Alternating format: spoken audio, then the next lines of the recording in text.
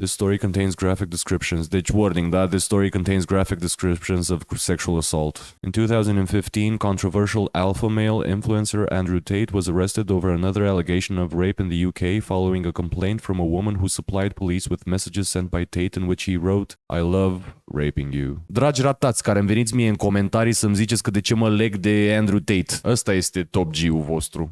Dar nu, că mi-a zis să merg la sală. Nu, dar de fapt m-a ajutat, cum a zis Costioniță. Domnule, cunosc eu un copil de miliardar care era efeminat și după Andrew Tate a devenit masculin. O mare victorie pentru lumea asta, o mare, mare victorie. Merită în p***a mea toate căcaturile astea. Merită să trecem cu vederea. Guys, Andrew Tate este doar un personaj pe internet. El nu chiar face lucrurile alea. El este doar un personaj. Tu prost că e în serios ce zice. The Vice World News reported earlier this month that Tate was arrested on suspicion of sexual assault and physical abuse in 2015 following separate allegations by two other complainants. In 2019, the Crown Prosecution Service, procuratura probabil din Anglia, nu? So they declined to pursue charges against Tate for any of these allegations. The woman who supplied police with messages sent by Tate said police told her charges were not brought because there was an ounce of doubt in the case. An ounce of doubt. Among the dozens of messages and voice notes reviewed by Vice World News that Tate sent the woman is a voice note in which he appears to admit to raping her, saying, am I a bad person? Because the more you didn't like it, the more I enjoyed it. Hai să ascultăm.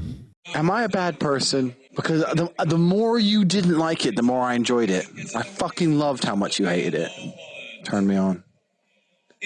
Why am I like that? Why? I am one of the most dangerous men on this planet. Sometimes you forget exactly how lucky you were to get fucked by me. Would you rather me pin you down and make you do things you didn't like, or would you rather fuck? You didn't like that I was thinking I can do whatever I want to. That's what it is. I'm the smartest person on this fucking planet. Are you seriously so offended I strangled you a little bit? You didn't fucking pass out. Chill the fuck out. Jesus Christ. I thought you were cool. What's wrong with you? Cred că asta o să seteze tonul pentru ce o să vedem de la Mihai Hash. The woman, whom we will refer to as Amelia, is the third woman to reveal to Vice World News that they had filed police complaints alleging sexual or physical abuse by Tate, an American-British social media influencer and former professional kickboxer who was arrested in Romania last month as part of a separate rape and human trafficking investigation. We are withholding the woman's identity as an alleged victim of sexual offenses and to prevent harassment and trolling by Two other women, one of whom says she was raped and the other of whom says she was repeatedly strangled, went public with their experiences last week. They revealed that after their initial complaints in 2015, Hertfordshire police took 4 years to pass the case to prosecutors, who then declined to prosecute. Amelia, who to this day does not know the identities of the other women, had her complaint handled as part of the same investigation before the CPS, Crown Prosecution Service, told the women in 2019 that there was no realistic prospect of a conviction. Her experiences from the alleged rape in 2013 to learning that Tate would not be prosecuted to then watching him become one of the most famous people on the planet have left her feeling as though she is struggling every day. But she felt emboldened to go public with her story after seeing the other two complainants speak out. Îmi pare rău că în engleză o să zic că o să traduc în română on the fly, așa, o să traduc în română din mers. Violul s-a întâmplat în 2013, prima dată Amelia a mers în apartamentul lui Tate, după ce s-au tot întâlnit în oraș timp de 2 sau 3 luni. A zis că cei doi se sărutaseră înainte, dar nimic mai mult. Atunci, și el știa asta, nu mai fusese decât cu alte 2 persoane, a zis ea. Știa ce însemna asta pentru mine. Acel act era foarte important pentru mine. A zis că cei doi se sărutau în patul lui Tate când a început să încerce să îi dea jos hainele. Ea a spus înainte că nu voia să facă sex. El s-a oprit, a asigurat-o că nu urma să se întâmple nimic și după aia a continuat să o sărute. După o vreme a zis ea, el s-a oprit și s-a pus pe spate așa în pat. Citat, m-am ridicat, m-am uitat la el și am zis ce e în regulă. Și acest om literalmente a stat acolo, doar dezbat în capul meu dacă ar trebui să te violez sau nu.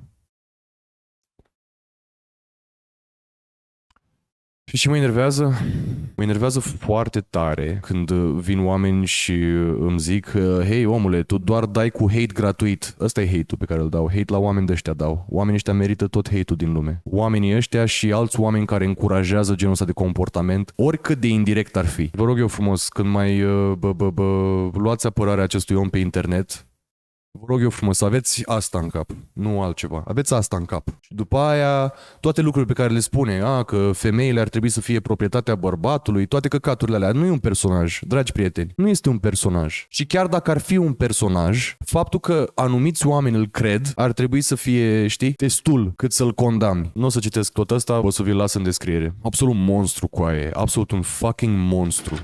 Hai să vedem acum videoul lui Mihai Hash.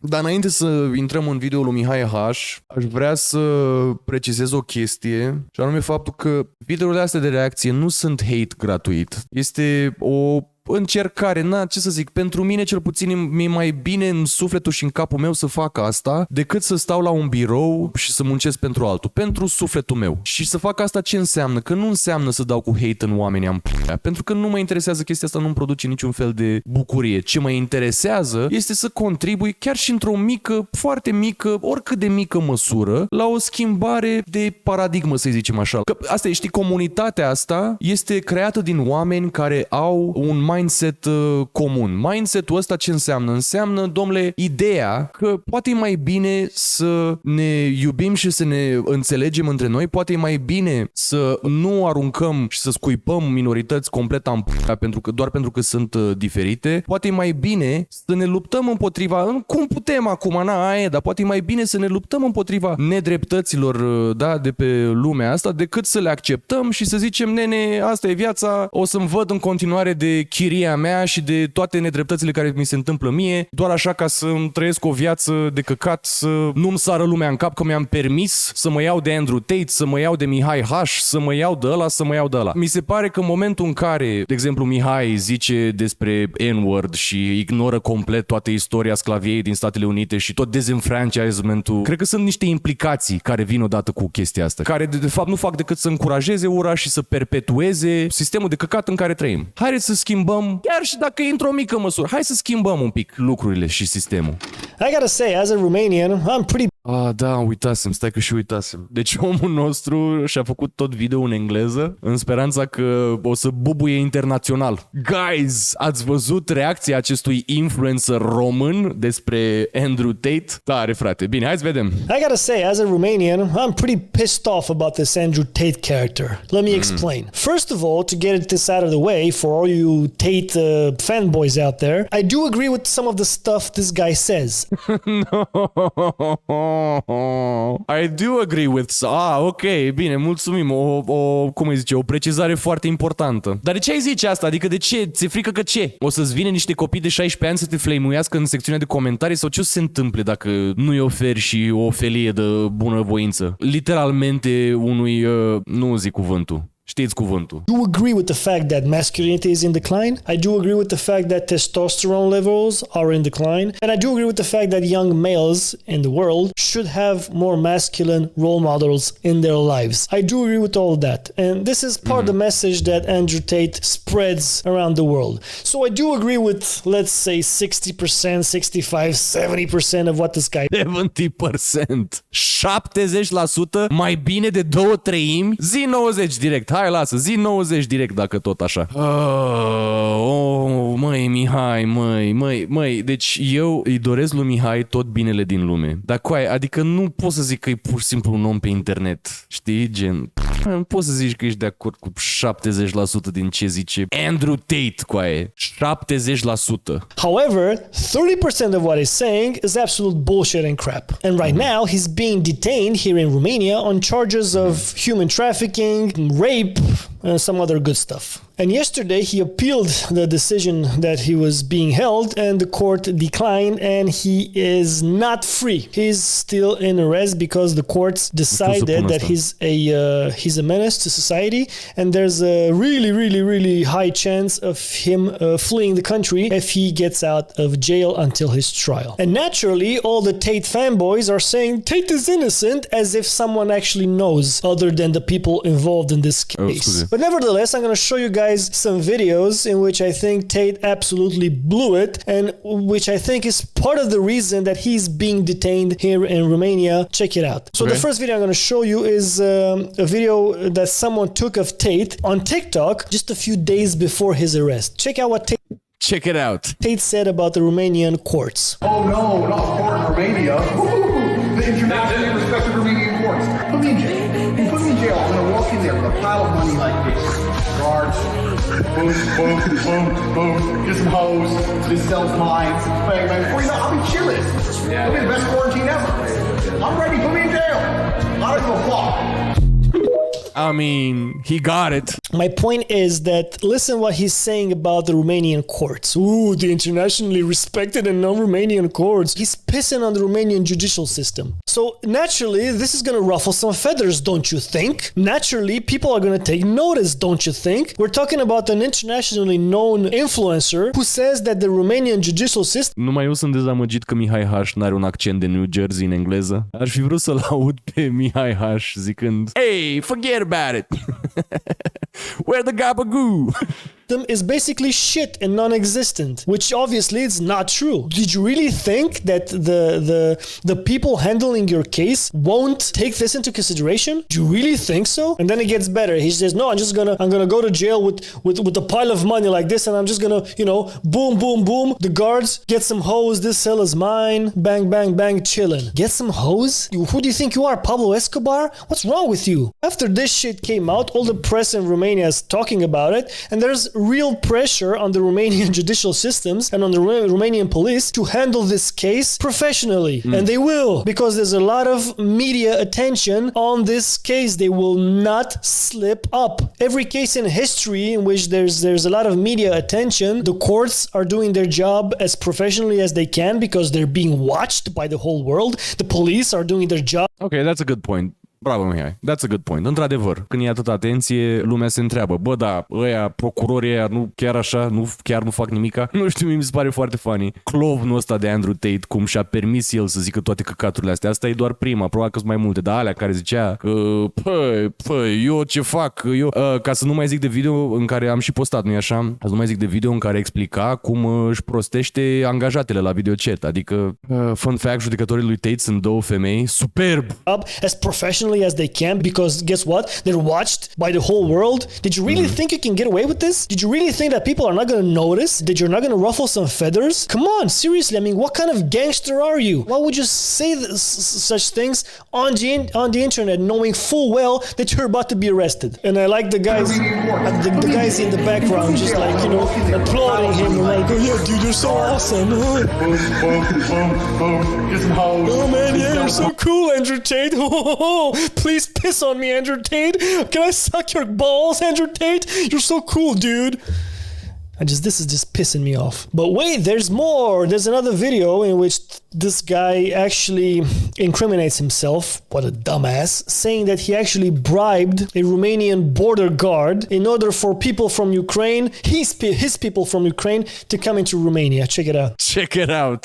Oh, meu e Philip DeFranco. Okay, guys, check it out. If you're a war room brother and you're Ukraine, I can have cars waiting for you on the border of Ukraine and Romania. Not just cars, Rolls Royces. Not just cars, Rolls Royces. He actually felt the need to flex some more with not just cars, Rolls Royces. This guy, he's a 12-year-old boy. Așa este, Mihai. Nu mai râdeți de el. This man is spitting straight facts, okay? This man right here is spitting straight facts in perfect English, okay? In a 40-year-old body, or 30-something. All you have to do is get to the border. I did bring the Rolls Royce. Exactly. When you get to the border, we'll make sure you have the assets you need, because a lot of the guys paid in Bitcoin in the middle of the war zone. They're paying in Bitcoin to get to the border. We already had border guards bribed, so you're straight to the front of the line at the Romanian end. Boom, in the rolls, done. We already have Romanian border guards bribed? Are you serious? You just said that publicly, man. You just admitted doing a crime. It's actually very illegal. Așa este, Mihai, bazat. Te rog frumos, nu mai spune că ești de acord cu 70% din ce spune Tate. Hai, te rog frumos, Mihai, dă-o mie de viață. What kind of gangster does this? What kind of person does illegal shit and then admits it on the internet? Just like, yeah, no big deal. I just bribed some border guards. Yeah, no biggie. I'm bringing people illegally in Romania. Yeah, no biggie. Where do you think you live, man? Where do you think you live, Somalia? Seriously, this is a European country. I know when you came here, Andrew Tate, you thought that you were going, I don't know where you thought, but you were going. But this is a European country. We are part of the European European Union. And we have European values. We're not at the same level as Germany, I'll grant you that, but yet again, Germany didn't have a history of, migrating peoples, bashing its country for thousands of years like Romania. Șmecher. Lecția de istorie cu Mihai Hash, da. Se duce în istorie? Oh man, ok. The Huns, the Goths, the Visigoths, the Turks bashing Romania for hundreds of years, and then communism ravaged A fost cancel culture, guys. Romania. The rest of Europe didn't have that, but we did. So that's why, we're slightly behind, but we're catching up. Romania's GDP was 6.5% last year, one of the highest in Europe. And Reuters reports that Romania's economy is set to outpace its stagnating neighbors this year, helped by European Union funding. Băi, nu mai pot cu știrea asta. Am tot văzut știrea asta. What? Deci ei de fapt zic că creșterea economică a României este mai mare decât creșterea altor state care deja sunt dezvoltate economic. Nu înțeleg de ce ne bucurăm Adică, da, ok, foarte bine, dar nu înseamnă mare căcat. Sincer, adică avem o creștere mai mare decât Ungaria, care și așa e de 1000 de ori mai dezvoltată ca noi. Deci înseamnă, ok, poate să însemne maybe că ne îndreptăm către whatever, un viitor mai bun, dar asta e cumva, mi se pare că asta e un take în care presupui că un PIB mai mare înseamnă mai multă bunăstare, ceea ce este o foarte mare greșeală, nu știu. Mi se pare așa un căcat asta, știi, că dezvoltăm economic mai tare ca alții. Ok, whatever. GDP, PIB e useless? Păi da, dar îți dai seama că PIB-ul iau ei în considerare când zic că avem creștere economică. Tocmai asta zic, e un căcat asta. Să te uiți la PIB, să zici a crescut PIB-ul, să zici, păi, se dezvoltă țara. E fucking bullshit. Se dezvoltă în mea acea pătură superioară de 0,001%. Ăia se dezvoltă când crește PIB-ul, nu țara sau oamenii. That follows a decade in which Romania, long one of Europe's poorest countries and burdened with a reputation for corruption, has quietly closed in on its peers to become Eastern Europe's second largest economy after Poland. How you like them Da, noi o să fim. apples? How do you like them apples? Eastern Europe's second largest economy after Poland. How you like them apples? How do you like them apples? Suntem tigrul Europei Estice. I love it. I absolutely love it. It's not really a banana republic over here. This pisses me off when people go on the internet and say, oh, the minimum wage in Romania is like 40 euros. It's not, dumbass. It's actually more like, 600 euros, 6 or 700. Adică, da, nu știu. Cred că e brut ce zicea el acolo. Minimum wage, 466 îmi dă mie pe ăsta. Salariul minim, 3000 de lei brut. Uite, ăsta, la asta se referea. 3000 de lei brut în mod uzual, cât înseamnă după aia ca net? Vreo 1800 cred că venea, nu? Ceva de genul ăsta. Net 1774. Nu e 40 de euro, guys. E 350. La prețuri de Europa. Suntem bogați, frate. Suntem tigrul Europei. Ce vorbești? Not, dumbass. It's actually more like, 600 euros, 6 or 700 euros, the minimum wage. We actually have a lot of people from Sri Lanka and Bangladesh and people coming here to work and send money to their country. My father actually has a Sri Lankan worker on his ranch. Faptul că vin oameni din Sri Lanka să lucreze în România este mai degrabă un indicator pentru cât de rău e în Sri Lanka, nu pentru cât de bine e în România. A Sri Lankan worker on his ranch because he couldn't find Romanian people. So you're not actually going to a banana republic, Tate. And this is what pisses me. Nu știu ce ranch are tata lui. Nu mă leg de asta. E tata lui la urma urmei. Tasul are ranch. Ce să facem acum? Are ranch. He's got a ranch în România. Rancho Cucamonga. Poate are o fermă și asta vrea să zică? Cred că just said a farm. Nu știu de ce simți nevoia să americanizezi. Mă rog, treaba lui la sfârșitul zilei. Tatălui e în Red Dead Redemption, da. Mihai Hash. Hey, forget about it. Tasul lui Mihai Hash. Howdy there, partner. The fact that this guy, goes on the internet and says, yeah, here in Romania you can do whatever the fuck you want. No, it's not true. Like, I live in Romania now, right? I'm not a Unfortunately. Romanian. Oh shit. I live in Romania. Now, I think in the last census, it was 99.7% of people inside of Romania are ethnic Romanian. Not true. Like 99.7. Adică cum, Mihai? Not true, adică cum? Dar de ce a trebuit să râd așa? Că sunt de acord. Dar de ce a trebuit să râd așa? Interesant. Foarte interesant. No. Nobody goes there, really. No, they're actually ethnic gypsies, like Roma people. They're called, Roma. Iată, dragi prieteni. No, they're actually ethnic gypsies, like Roma people. Da, vă rog frumos, nu folosiți nici C-word, nici G-word. Mulțumesc. Nu folosiți G-word așa cum face dragul nostru prieten Mihai Hash. They're called, Roma people, gypsies. There are actually a lot of Hungarian minorities. There were actually a lot of German minorities. Se referea că sunt etnii. Da, știu, înțeleg că sunt etnii, dar eu n-am înțeles râsul ăla superior așa. Râsul superior nu l-am înțeles. Eu, într-adevăr, da, nu sunt, e adevărat, e greșit, sunt mai multe etnii în țara asta. Dar de ce trebuie să le tratăm ca și când, știi, n-ar fi parte din populație? Că eu asta înțeleg, când râzi așa, eu înțeleg că tu de fapt vrei să spui că ei nu sunt români. Știi ce zic? Ei sunt niște unii care ne pun nouă bețe în roate. So yeah. And you do get some interesting observations. I was Bucharest, the capital city. People always say to me, hey, Tate, are you okay over there? There's mafia and stuff. And I say, look, you live in London. Don't worry about me. I actually agree with that. Romania, from this point of view, is quite safe. There, you won't see a lot of petty crimes, street crimes or... Dar știi ce aș vrea? Aș vrea ca watermark peste tot video ăla logo turistic al României. Nu știu, că ăsta e vibe așa. E ca și când faci un soi de campanie de asta, de Come to Romania. Stați așa. Așa, gata. Perfect. Come to Romania, guys.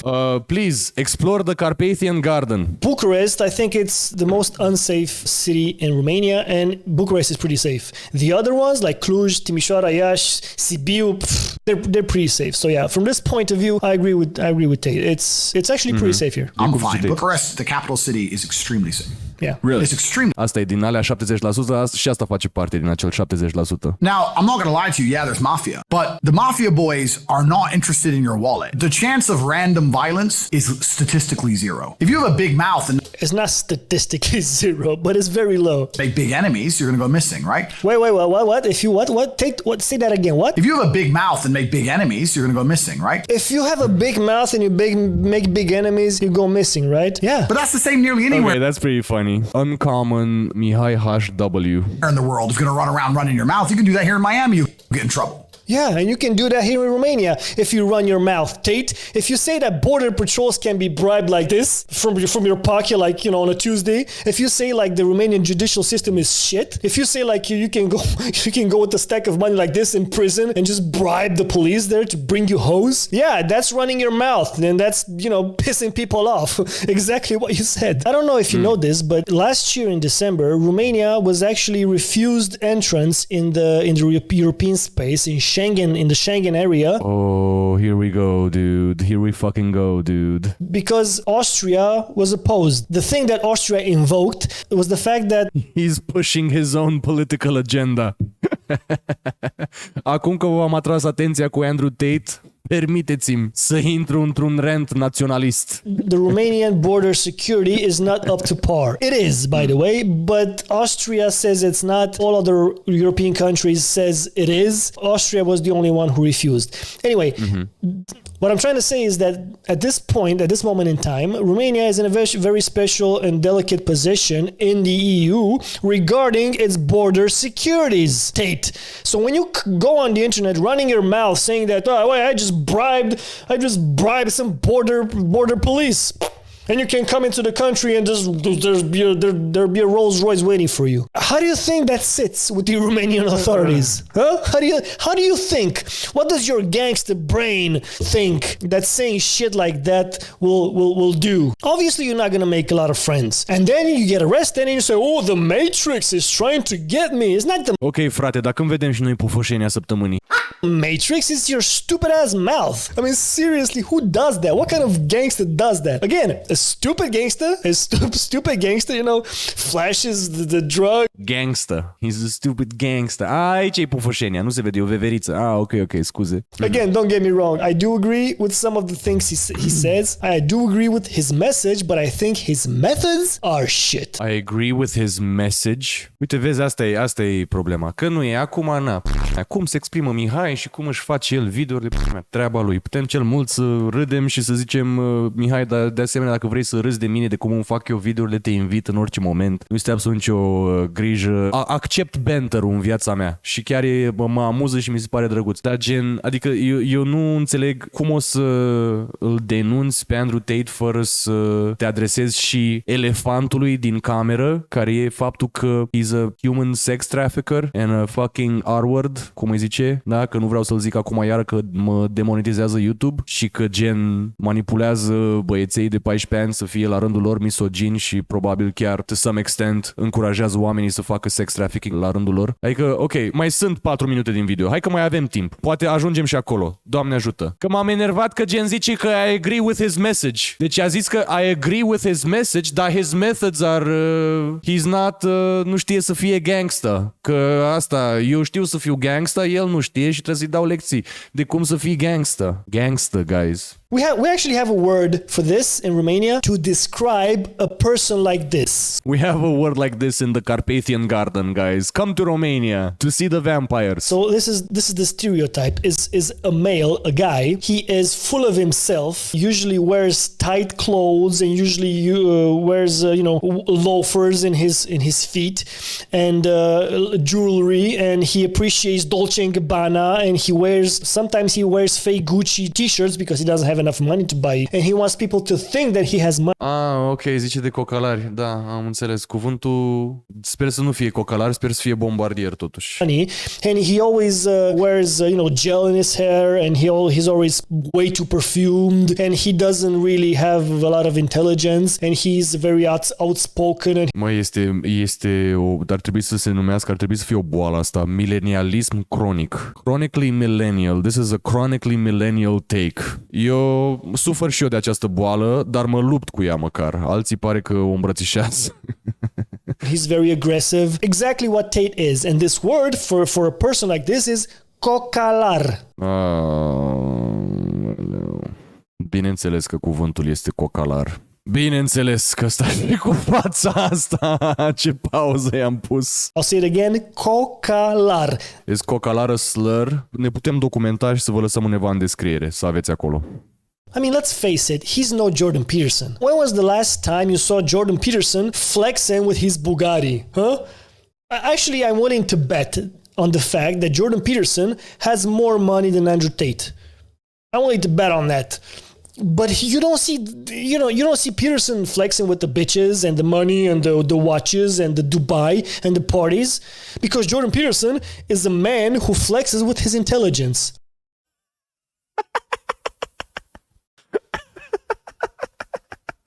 Tare, frate. Șmecher. Jordan Peterson cel mai șmecher. His gray matter.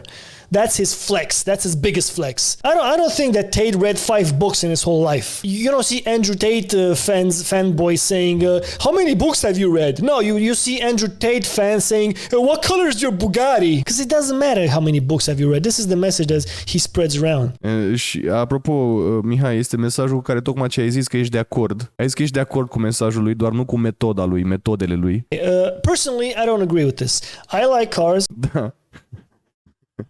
Râd pentru că mi-amintesc îl ascult pe Mihai cum spune despre a te flexa cu inteligența și mi-amintesc în același timp de debate-ul ăla. Da, păi, să te flexezi cu inteligența. Ok, Mihai, flexează-te cu inteligența, tată, te rog eu frumos. Nu fi rău. Nu vreau să fiu rău. Ia-mă la Mihai, te rog frumos. Ia-mă la te invit. Te invit, ia-mă la când vrei tu. Te rog frumos. E kind of deserved, așa, da, nu știu, așa mi se pare.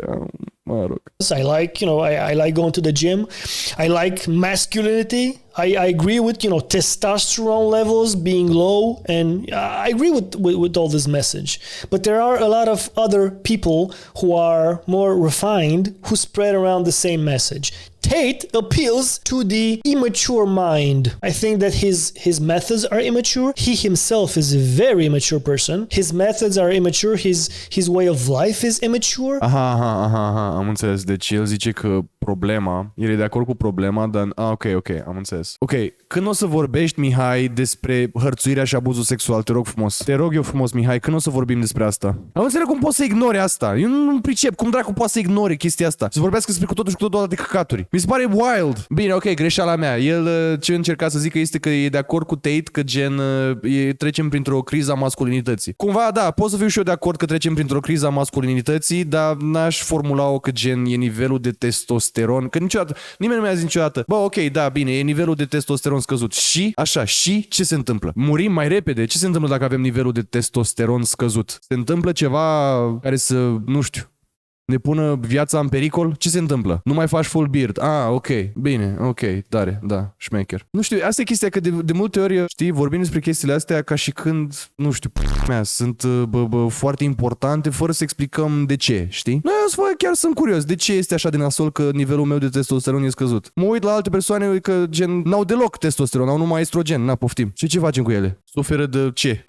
Uite că ne documentăm. High testosterone și așa, deci global testosterone levels are rapidly declining, over 60% decrease in the last 50 years. Okay. High testosterone, sharper mind, high energy, healthy heart, increased muscle mass, high sex drive, strong bones. Okay. Low testosterone, low energy, depressed, increased fat tissue, low sex drive, increased risk of osteoporosis and Alzheimer's disease. Okay. Everyday chemicals are disrupting endocrine systems severely.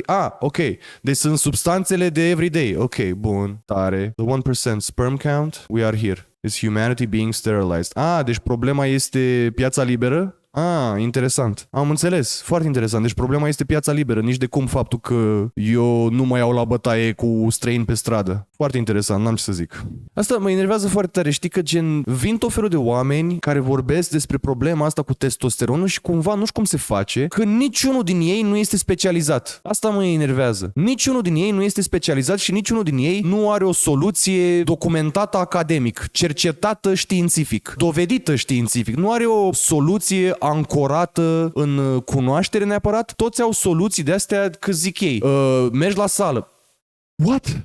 Mă rog, mai mâncați pui, guys. Cred că asta e ideea. And then he comes to Romania and spreads the message that, yeah, here in Romania is the wild, wild west and you can do anything you want. There's no law, there's no judicial system, there's no police. Actually, you know, try to drive in Bucharest with no seatbelt on. See how much it takes for you to get pulled over.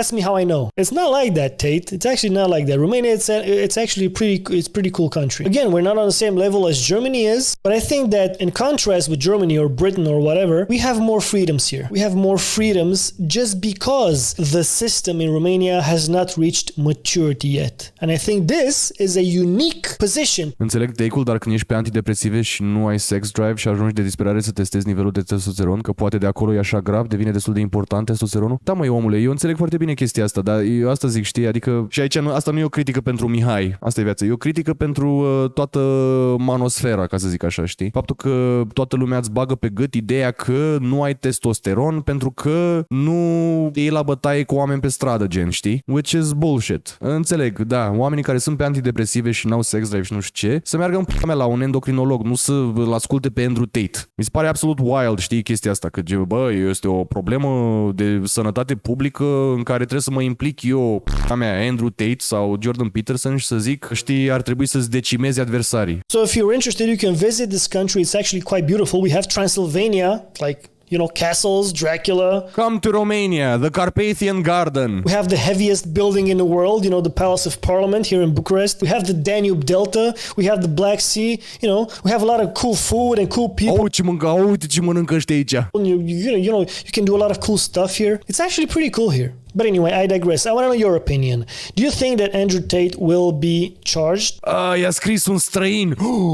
Un străin ne-a scris, guys. Ne-a băgat în seamă o persoană pe nume Sarah Miles. Funniest fucking video I've watched in ages. Definitely getting a sub. Also, Romania are goated. Love them. Romania are goated. Yes, we are very goated with the sauce. A funcționat, guys. Love them for this. Solid video, man. Love from Australia. Australia! Hello, Australia! Avem și noi carne de cangur la noi în supermarket. Also, love the information about Romanian justice systems. Helps give a better perspective. Și el i-a zis, glad you enjoyed. Little does Andrew know there's Romanian mafia guys richer than him in jail with no privilege. Good luck convincing the judge you were playing a character. Au intrat toți fanii Mihai Hash să vorbească în engleză aici. Wow, dude. My man Pinkman speaking the truth.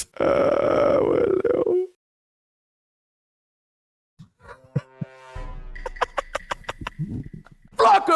Bun, foarte interesant. Mihai, ce să zic, sper să bubui internațional, sincer, chiar sper să bubui internațional. Iartă-mă că mi-am permis să mă distrez uitându-mă la acest video. Dar e doar o distracție la sfârșitul zilei. Dar zi, frate, trăiți arție, zi și tu de toate alea cu sexual assault, că aia e important. Chiar aia e important în toată discuția asta, știi?